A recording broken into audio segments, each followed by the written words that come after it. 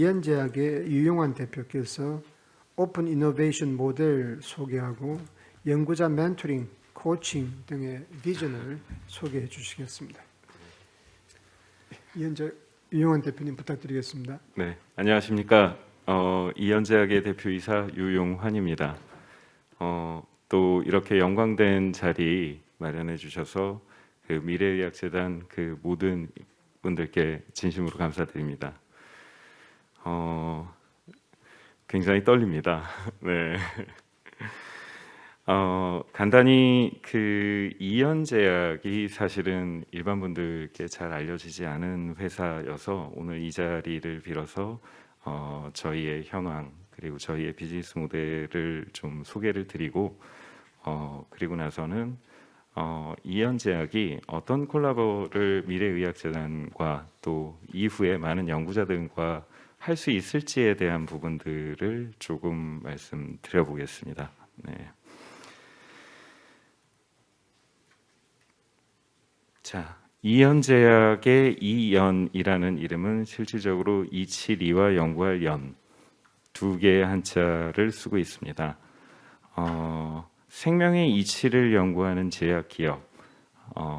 안타깝게도 제 6년 전에 소천하신 선대 회장님께서는 이 이연이란 이름을 상장 당시에 이렇게 풀어내셨습니다. 저희의 미션은 베스트 틸 2023.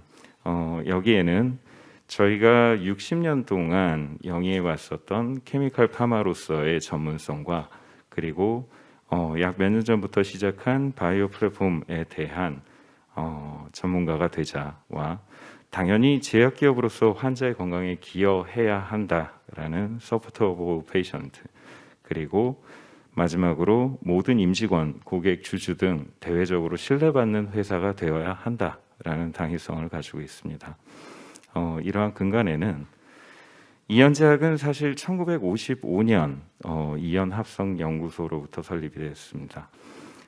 서울대에 이제 김경호 박사님께서 설립을 하신 연구소였고요. 그 당시에는 이제 그 제약 원료의 국산화를 이뤄보자라는 기술적인 측면에서부터 출발을 한 회사입니다. 64년 이현합성약품공업 주식회사로 법인이 전환이 되어 있고요. 큰 틀에서는 이제 91년 이현제약 주식회사로 상호를 변경하게 됩니다.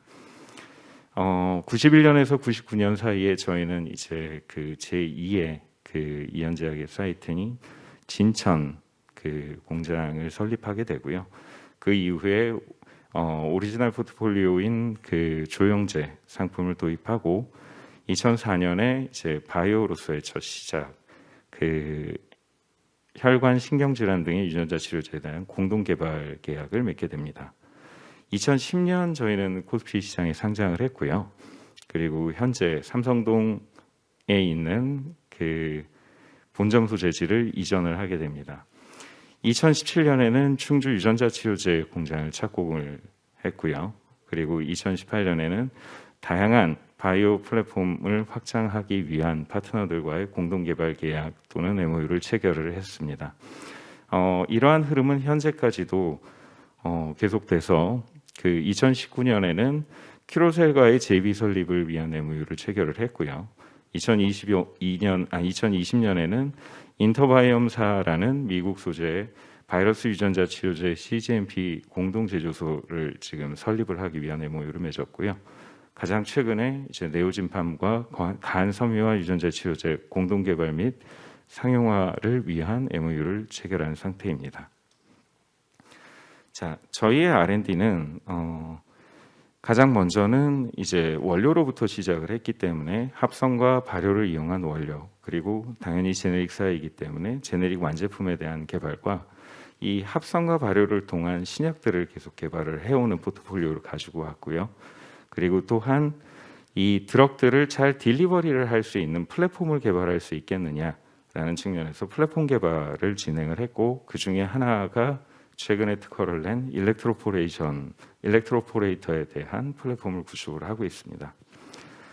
연계되어서 개발하는 것들은 저희가 이제 저희의 생산 인프라를 얼마나 적극적으로 활용을 해서 파트너십을 모색할 수 있겠느냐 중점을 맞추고 있고요.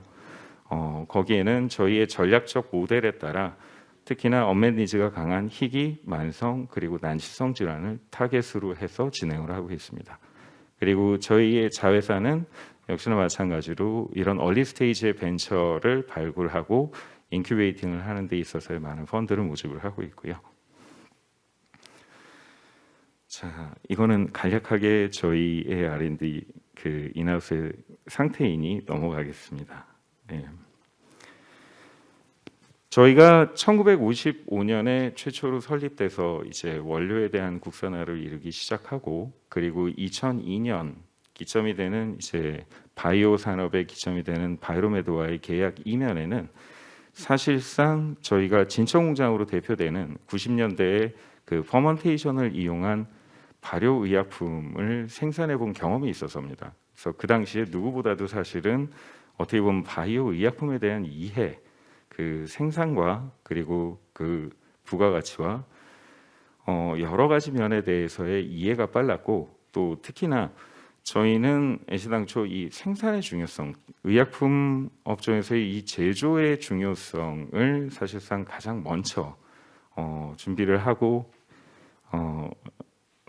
여러 가지 그 비즈니스 전략을 세우던 회사입니다.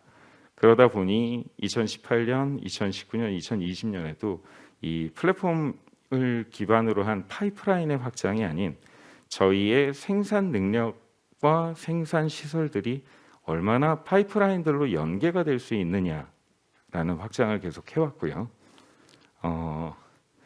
이러한 비즈 모델은 이런 베이스에서 기반을 하게 됩니다. 일반적으로 R&D라고 한다라면 말 그대로 리서치 앤 디벨롭먼트, 이연제약의 R&D는 사실상 리스크 앤 데인저였습니다. 아시다시피 제약 바이오 산업의 특성상 이 개발 기간이 정말 길고 그리고 말 그대로 페이백이 되는 기간이 또 그만큼 길어지고 그리고 그만큼 투자가 많이 일어나야 되고 반면에 성공률은 지극히 낮습니다. 이러한 것들이 계속 순환되면서 고리를 이어서 이 중심에 있는 리스크를 결국은 파이프라인, 제약사가 성공률이 파이프라인이 너무 낮기 때문에 여기에 궁극적으로 존재하는 리스크를 어떻게 핸들링을 할 것이냐.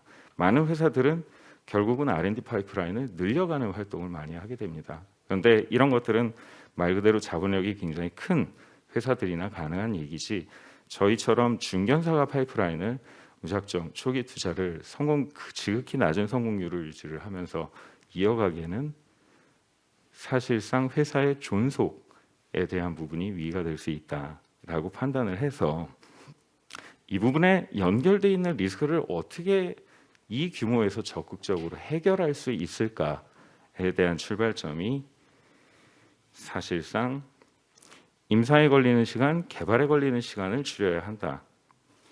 역시나 마찬가지로 어떤 면에서의 비용이 적절하게 세이빙이 될 것인가, 그리고 어떤 면에서 성공률을 높일 것인가, 그리고 어떻게 상용화를 할 것인가에 대한 연속적인 질문으로 이어지게 됩니다. 여기에 대한 해결책으로 아까도 말씀드렸듯이 이연제약은 파이프라인 중심의 R&D가 아닌 생산 기술 및 기반 중심의 플랫폼을 구축하는 R&D를 표방하자. 그것들을 실현시키는 게 어떤 것이냐.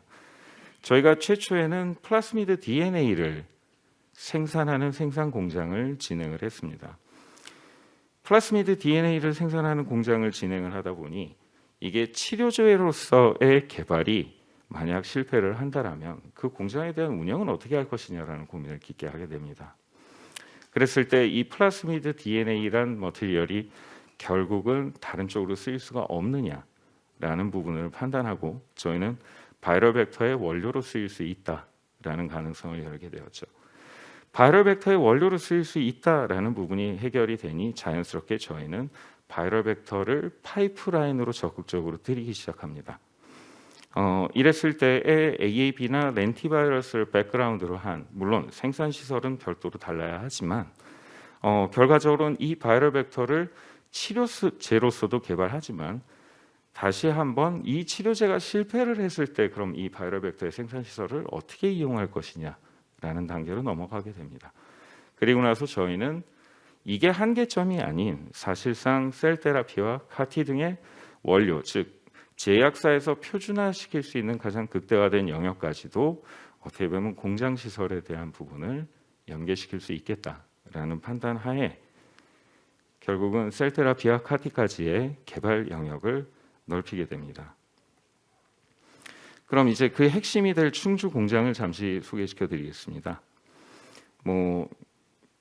제가 공장 전문가는 아니니 가볍게 터치를 하겠습니다. 네. 당연히 저희는 CGMP 그레이드의 모든 케미칼의 완제 라인 그리고 바이오 의약품의 완제 시설을 갖추고 있고요. 그리고 역시나 마찬가지로 플렉시블 팩토리에 대한 부분을 극히 표방을 했습니다.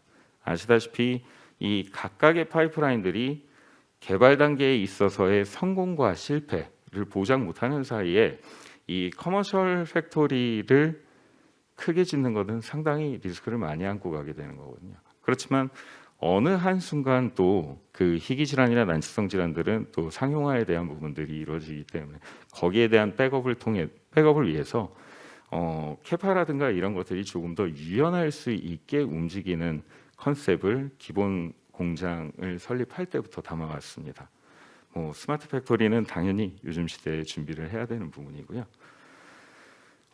그래서 저희는 지금 보시다시피 충주에 22,000평, 대략 23,000평의 부지에 현재는 연면적 한 15,000평 정도의 5개의 동으로 구성된 메인 사이트가 될 공장을 완공을 앞두고 있고요. 그리고 이 두 부지에는 역시나 추가적으로 어떤 상용화가 필요한 파이프라인들이 들어왔을 때 시간을 많이 들이지 않고 바로 공장을 증축 또는 확장할 수 있는 여유 공간들을 기반 시설까지 끝내놓고 설계를 마무리를 했습니다. 네. 지금 보시는 것들은 이제 몇 달 전에 충주의 모습들이고요. 이제 굉장히 많이 완공된 모습을 갖춰가고 있습니다. 그래서 저희의 매뉴팩처링 사이트는 현재 진천으로 대표되는 합성과 발효 그리고 소량 생산, 다수 품목의 소량 생산이 가능한 완제 시설을 갖추고 있고요. 역시나 마찬가지로 미국에 위치한 인터바이옴사는 이제 소량의 임상 시료 바이럴 벡터를 이용한 유전자 치료제의 임상 시료를 담당을 할 이후 충주 공장의 바이오의 커머셜라이제이션의 브리징 역할을 하는 사이트를 구축을 할 예정입니다. 그리고 충주 공장은 말씀드렸듯이 현재 스테이지 1에서는 플라스미드를 생산을 하는 주력 공장이 들어서고요. 이후 각각의 바이럴 벡터를 생산을 하는 그 모듈화된 사이트가 추가가 될 예정입니다. 사실 이를 통해서 저희는 많은 파트너십을 얼리에 있는 그 연구자들과 구축을 하고자 합니다. 흔하게 보실 수 있는 게 이제 그 투자이고요. 그리고 파이프라인을 그냥 라이센스 인 아웃으로 협력 관계를 구축할 수도 있고 지분 투자를 해서 하는 모델도 있고 여러 가지 모델들이 많은데요. 사실 저희가 의외로 많은 R&D 파이프라인들을 검토를 했을 때 굉장히 모자라는 부분이 사실은 이 커머셜라이제이션에 있어서 가장 중요한 그 매뉴팩처링에 대한 대비가 안 돼 있는 앤서들을 많이 봤습니다. 요즘은 사실상 CRO나 여러 가지 그 CDMO 또는 CMO도 특화되어서 어떤 물질에 대한 특정화된 것들을 외주를 줘서 생산 공정을 개발하거나 얼마든지 시료를 생산할 수 있다 판단하실 수 있겠지만 사실 그렇게 해서 별로 좋지 않은 결과물들을 봤었던 이연의 경험으로서는 그 파트너링 단계에 있어서부터 또는 얼리 리서치 단계에서부터의 이 제조 공정들을 함께 연구를 하고 그리고 임상에 들어간다라는 것은 사실상 성공에 대한 리스크를 굉장히 많이 줄이면서 또한 코스트도 많이 줄일 수 있는 그 파트너십을 빌딩을 해 나갈 수 있다라고 판단을 합니다. 그렇기 때문에 지금 현 비즈 모델에 있어서도 이어는 이렇게 각각의 말씀드렸던 각각의 말씀드렸던 이 개별 사이트에 연계해서 파트너링을 확장을 하고 포트폴리오를 확장해 구성해 나가고 있습니다. 그리고 이를 통해서 사실상 벤처기업이 CMO의 시료를 맡겼을 때 그 타임로스라는 거는 어마어마합니다. 그리고 그 이전 CMO의 어떤 임상 시료를 맡기기 이전의 그 디벨롭 과정에 있어서도 사실상 그 명백하게 본인들이 원하는 니즈에 맞게끔 그 타임라인을 줄여가면서 CMO들이 생산하는 것은 아니거든요. 더군다나 그렇게 되면은 비용에 대한 리스크가 상당히 많이 올라가고, 그냥 역시나 마찬가지로 그 비용은 결국은 얼리에서 계속 그 밸류에이션이 명백하게 기술적인 가치를 인정받지 못하는 상태에서 펀딩만 계속 늘어가게 되는 상황을 반복하게 됩니다. 그럴 경우 사실 벤처로서의 이후의 연구자들의 가치는 그만큼 굉장히 많이 떨어지겠죠. 네, 이어는 사실상 얼리에서부터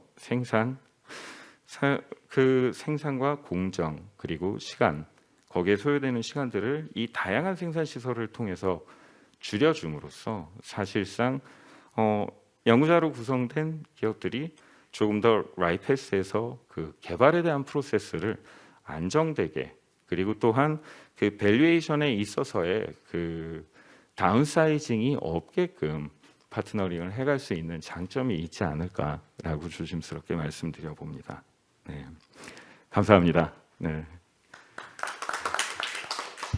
예, 이현작 유용한 대표께서 이연의 역사, 그다음에 현재 투자하고 앞으로 나갈 플랜에 대해서 잘 프레젠트를 해주셨습니다.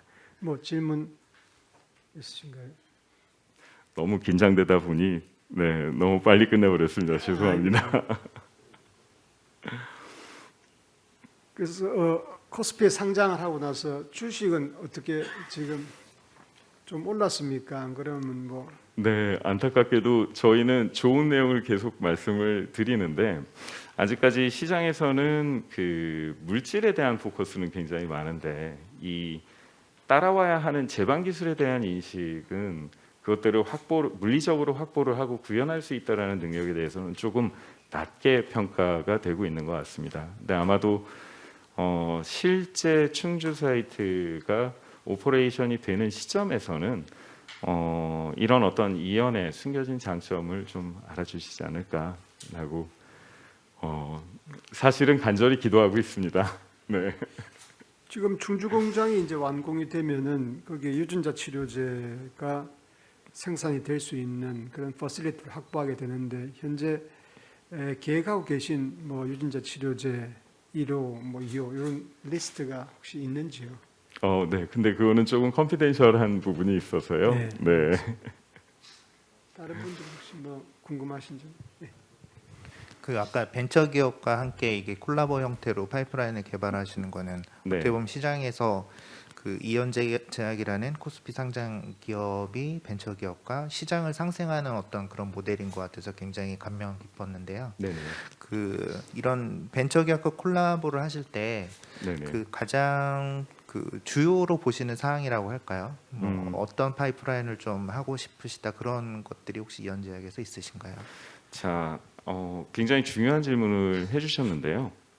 잠깐 그 질문에 바로 답변을 드리기 전에 이연제약은 사실은 굉장히 많은 실패의 R&D가 누적된 회사입니다. 네, 그렇기 때문에 선 대회장님이 사실상 리스크 앤 데인저라고 규정을 하신 것도 그만큼 위험하고 어렵다, 신약 개발이라는 게. 그렇지만 그 시점을 극복해야 사실 신약이라는 걸 볼 수 있지 않겠느냐라고 말씀을 많이 하십니다. 그런 관점에서 볼 때 사실상 현재의 실패 가능성을 두려워한다라면 저희는 어떻게 본다라면 그 R&D를 멈춰야 하는, 그 어떤 약도 사실상 그 실패의 리스크에서 자유롭지는 못하다라고 판단이 됩니다. 그래서 어떤 물질에 대한 기전보다도 가장 중심적으로 보는 건 일단 첫째로는 저희가 그 파트너링에 감당할 수 있는 인프라가 구축되어 있느냐. 저희 내부에 생산 인프라가 갖춰져 있다라는 것은 사실상 그런 식의 R&D의 전략 파트너십을 이어갈 때는 가장 중요한 포인트라고 생각을 하거든요.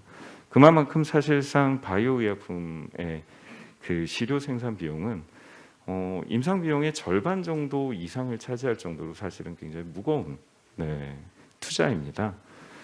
그랬을 때 그런 부분들을 감쇄시켜가면서 그 진행을 한다라면 얼마든지 개별 파이프라인들이 실패를 해도 그 파이프라인들을 통해서 개선할 수 있는 여지가 충분히 나올 수 있다.